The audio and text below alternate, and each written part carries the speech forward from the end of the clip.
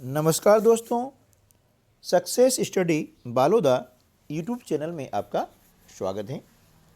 Bridge course के अंतर्गत आज हम कक्षा 8 विषय विज्ञान के अंतर्गत पढ़ेंगे लर्निंग आउटकम S702।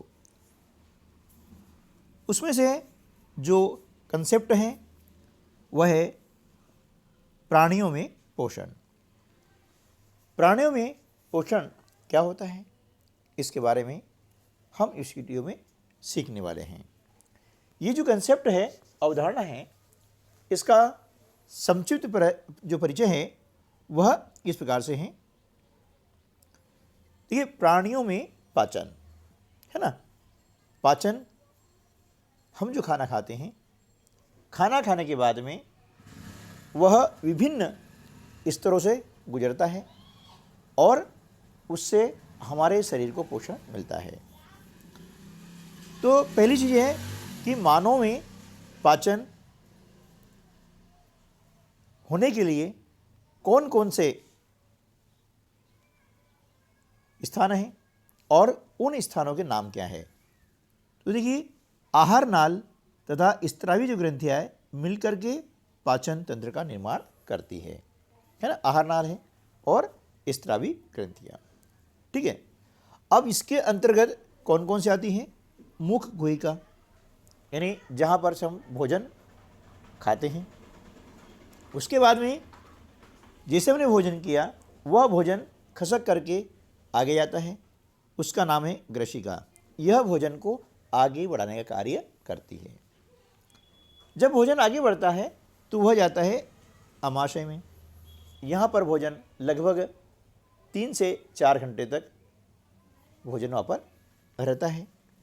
उसके बाद में आता है क्षुद्रांत, उसके बाद वेदांत्र और लास्ट में गुदा, जहाँ से भोजन का जो अपशिष्ट पदार्थ है, जो शरीर के लिए लाभदायक नहीं है, ऐसा पदार्थ जो है गुदा के द्वारा विसर्जित होता है।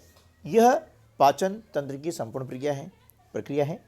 अब इसको अलग अलग जो भाग हमारे हैं, है ना, उसमें थोड़ा सा संक्षिप्त परिचय हम जान लेते हैं।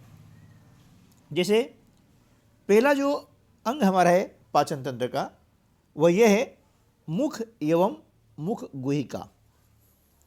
यहाँ पर भोजन को चबाया जाता है और लाला ग्रंथि से स्त्रावित किया जाता है ना। कौन सी ग्रंथि? लाला ग्रंथि से स्त्रावित किया जाता है, यानी जो रस होता है, लार होती है, उसके द्वारा उसको स्त्रावित करते हैं, ठीक है ना। अगला जो है वह है ग्रसिका। जो निगला हुआ भोजन है वह ग्रसिका में आता है ना। हमने चबा लिया भोजन को, अब चबाने के बाद में भोजन आगे बढ़ा, वो कहाँ जाएगा? ग्रसिका में जाता है। और इस ग्रसिका में लगातार संकुचन होने से नीचे की ओर वह सरकता हुआ चला जाता है, ठीक है ना। संकुचन से लगातार कहाँ जाएगा? नीचे की ओर जाता है, ठीक है ना। अब उसके बाद में आता है अमाशय। अमाशय का जो अंतरी स्तर होता है, वहाँ पर हाइड्रोक्लोरिक अम्ल यानी HCl, वो पाचक रस क्या होता है? स्त्रावित होता है, जो कि प्रोटीन को सरल पदार्थों में विघटित कर देता है। जो प्रोटीन होता है ना, उसका पाचन कहाँ होता है? उसका पाचन होता है अमाशय में। वह सरल जो पदार्थ होते हैं, है ना, मतलब छोटे छोटे, उसमें विघटित कर देता है, यानी इसको बांट देता है, ठीक है ना। उसके बाद में आता है क्षुद्रांत्र। यह क्या होता है कि यकृत और अग्नाशय के स्त्राव से प्राप्त करती है। यहाँ पर क्या होता है? यकृत से निकला हुआ पित्त है, अग्नाशय से निकला हुआ अग्न्याशयिक रस है, कार्बोहाइड्रेट। यह प्रोटीन पर क्रिया करके कार्बोहाइड्रेट को ग्लूकोज में, वसा को वसा अम्ल में और ग्लिसरॉल में क्या करता है? उसे परिवर्तित करता है, ठीक है ना। अब जो क्षुद्रांत है, इसकी जो भित्ति है, यानी अंदर की जो दीवार होती है, उसमें दीर्घ रोम की सहायता से पचे हुए भोजन का अवशोषण होता है और यह वाहिकाओं में चला जाता है, ठीक है ना। अगला होता है बृहदांत्र। अब ये क्या है? इसका मुख्य कार्य क्या है? इसका मुख्य कार्य है कि जल एवं लवण का अवशोषण करना, है ना। जो जल होता है और लवण, इसका यह अवशोषण करता है और बचा हुआ जो अपचित पदार्थ है वह मलाशय में अर्ध ठोस के रूप में समय समय पर गुदा द्वारा बाहर निकाल दिया जाता है। यह काम किसका है? बृहदान्त्र का है।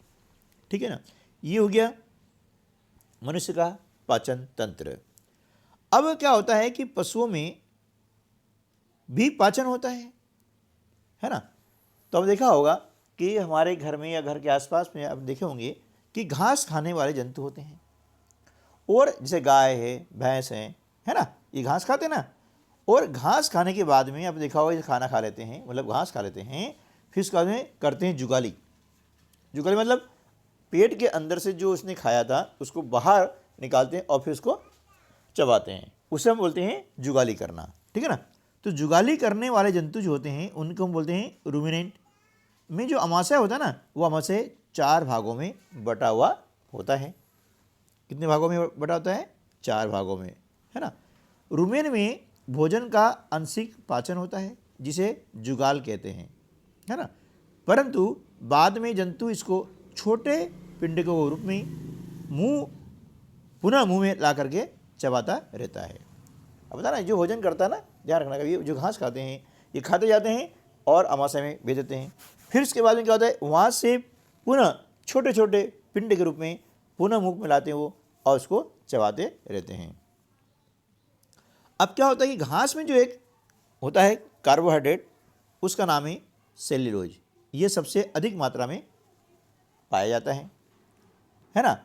और रूमेन में सेल्यूलोज का पाचन करने वाले जीवाणु पाए जाते हैं। सेल्यूलोज का पाचन मानव में नहीं होता है, यह केवल पशुओं में होता है। ठीक है ना। चलिए आगे देख लेते हैं।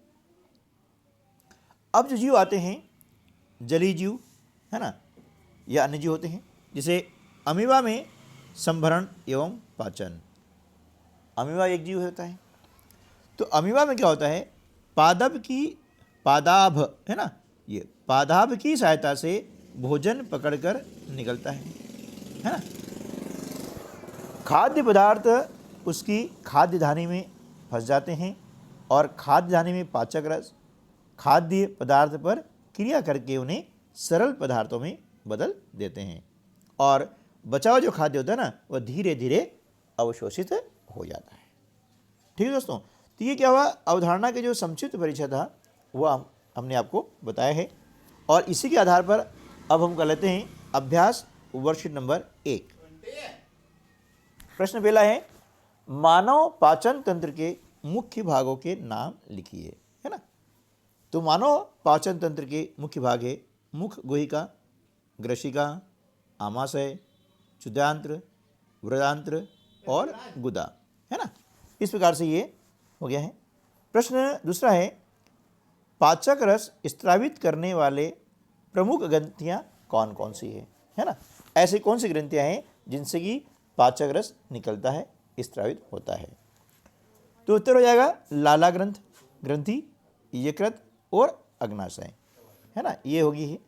प्रश्न क्रमांक 3 है, प्रोटीन का पाचन तंत्र में किस भाग में होता है ना। प्रोटीन का पाचन जो है पाचन तंत्र के किस भाग में होता है।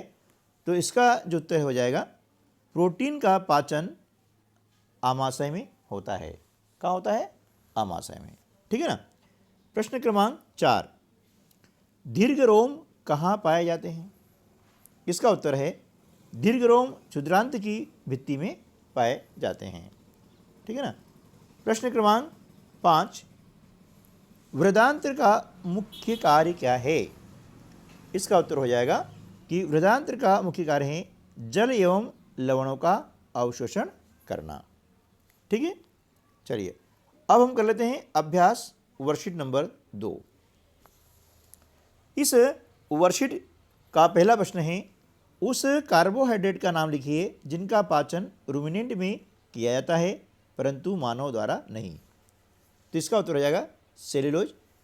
सेल्यूलोज घास में पाए जाने वाला एक कार्बोहाइड्रेट है जिसका पाचन केवल रूमिनेंट यानी जुगाली करने वाले पशु ही कर सकते हैं, मानव उसका पाचन नहीं कर सकता है।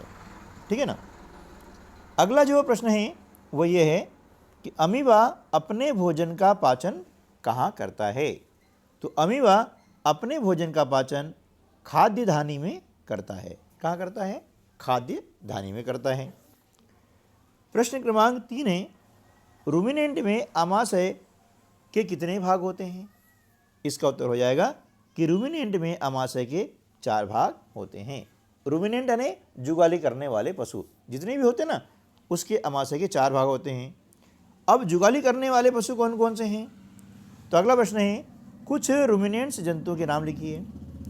रूमिनेंट्स यानी जुगाली करने वाले पशु, जानवर कह सकते हैं, जंतु कह सकते हैं, जीव कह सकते हैं। तो इसका उत्तर हो जाएगा गाय, बकरी, भेड़, जिराफ, भैंस, हिरन, ऊंट आदि। ये सभी जो है रूमिनेंट्स जंतुओं के नाम हैं। ठीक है ना।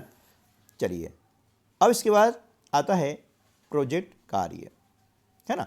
अब प्रोजेक्ट कार्य के अंतर्गत क्या है, यहाँ पर कहा गया है कि संतुलित भोजन किसे कहते हैं, है ना।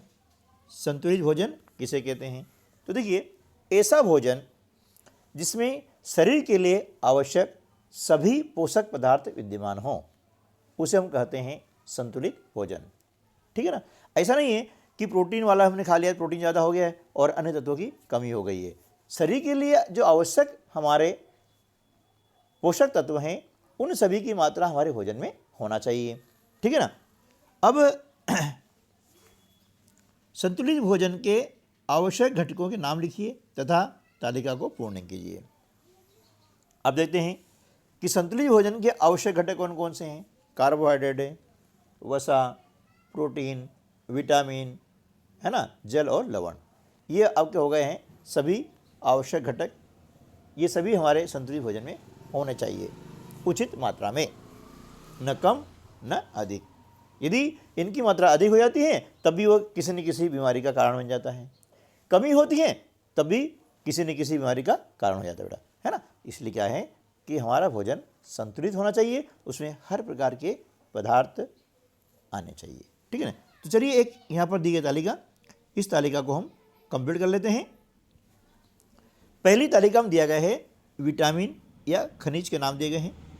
दूसरे में आपको दिया गया है स्रोत कि वो कहाँ से मिलते हैं, कहाँ प्राप्त होते हैं, और उनकी कमी से होने वाले रोग कौन कौन से हो सकते हैं और उन रोगों के लक्षण क्या हो सकते हैं। ठीक है ना। पहला है विटामिन ए। देखिए, विटामिन ए जो है प्रचुर मात्रा में गाजर में पाया जाता है ना, जो कि काफ़ी सस्ता भी है और हर व्यक्ति इसे इस्तेमाल कर सकता है, खा सकता है। अब विटामिन ए की कमी से होने वाला जो रोग है वह रोग है रतौंधी। अब रतौंधी में क्या होता है कि जैसे सूर्यास्त होता है तो व्यक्ति को दिखना बंद हो जाता है। ठीक है ना। रात में इसको दिखाई देना बंद हो जाता है, तो ऐसे रोग को हम बोलते हैं रतौंधी, है ना। रात में दिखाई नहीं देता है। अगला है विटामिन बी, है ना। अब विटामिन बी कहाँ पाया जाता है ना। तो विटामिन बी का जो स्रोत है, जो सोर्स है यानी स्रोत, वह है दही, पनीर और मक्खन, है ना। तो ये हमारे भोजन में शामिल होने चाहिए।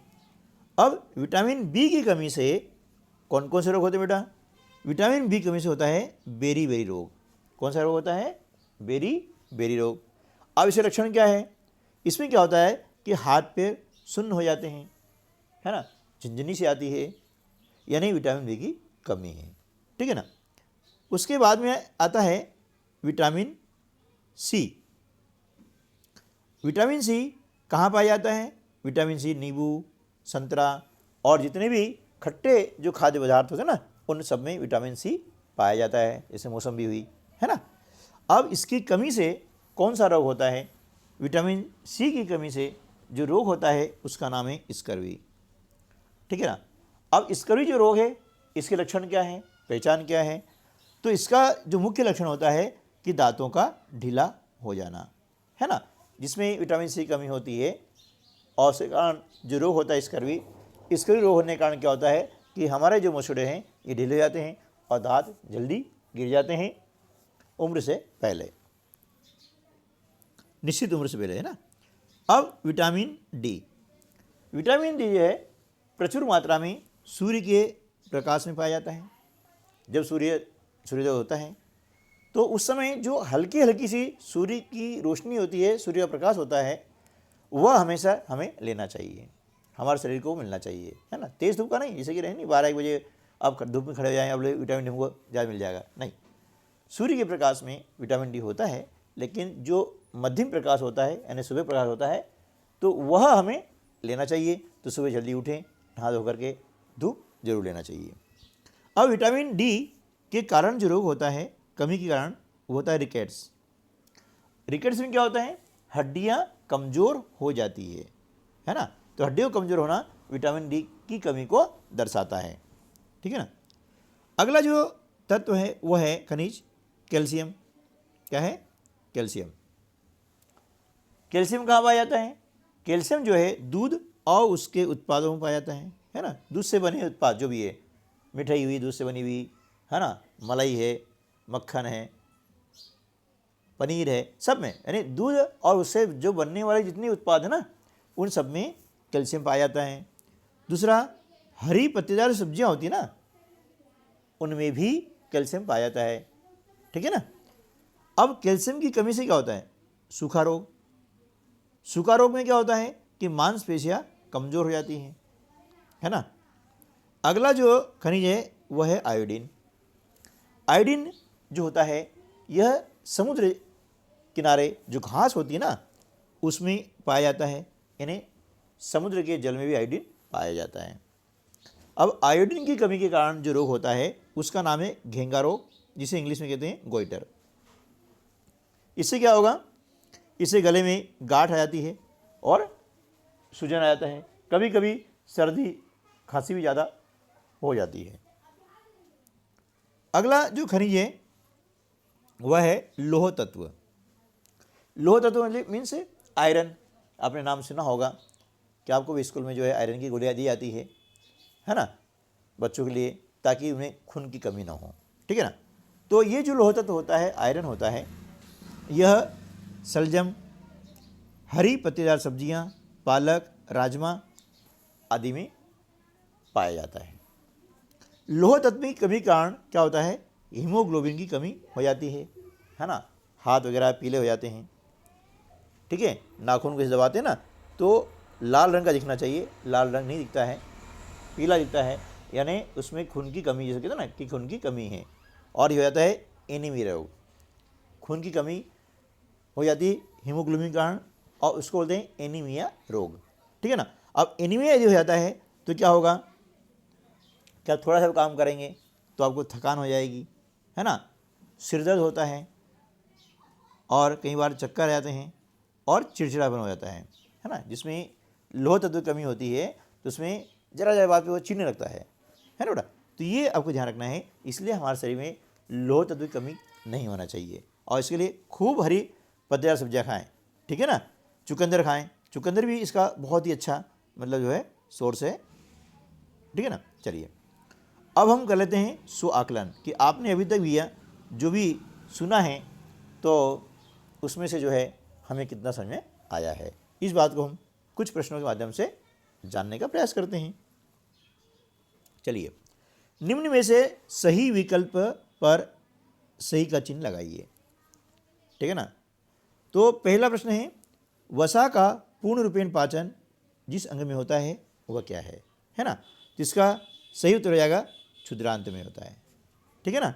चलिए, दूसरा है, जल का अवशोषण मुख्यतः किस अंग द्वारा होता है। तो जल का अवशोषण जो होता है वो होता है वृदांत्र में, ठीक है ना। ये आपका सही जवाब हो जाएगा। तीसरा, अमीबा किस अंग की सहायता से भोजन ग्रहण करता है। तो ये हो जाएगा पादाप, है ना, कि अमीबा जो है पादाप की सहायता से भोजन ग्रहण करता है। चौथा है, अमाशय में अम्ल स्त्रावित होता है। कौन सा अम्ल स्त्रावित होता है, तो अमाशय में स्त्रावित होता है, उस अम्ल का नाम है हाइड्रोक्लोरिक अम्ल, ठीक है। चलिए, अब अगला प्रश्न है वह है सही जोड़ी मिलाने का। कॉलम ए में कुछ कथन दिए गए हैं और कॉलम बी में भी कुछ कथन दिए गए हैं।